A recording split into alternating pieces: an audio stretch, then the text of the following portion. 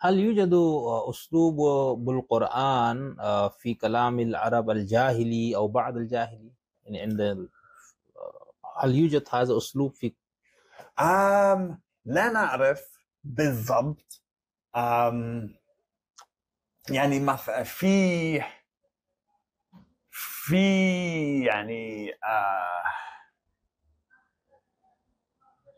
لأنه ليس لدينا مخطوطات يعني من هذا العصر، يعني من العصر الجاهلي.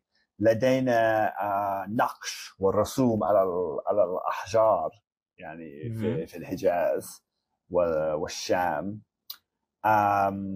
لدينا أخبار عما كان يقول يعني من قبل الإسلام، أو لدينا أفكار يعني السحر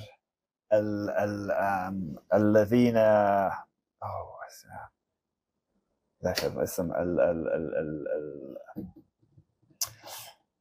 الذين يعني في الجاهلية يقول إننا نستطيع أن نرى المستقبل. سيث يعني هذول الناس بالقبيلة يستطيع أن يكون إنه أرى أنا أرى يعني عراف. العراف يعني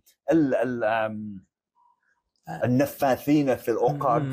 يعني يوجد في القرآن في النفس ومن شر النفاثات في العقد. كل هذه الأشياء كانوا يستعملوا اللغة العربية طبعا. نعم.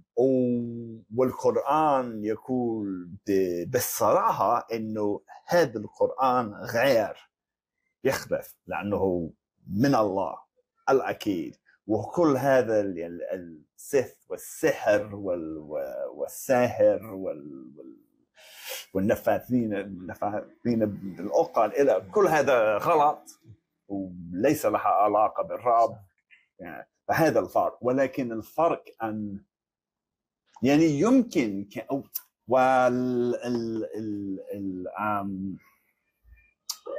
والأنبياء المزيفة يعني مسيلمة يعني له نص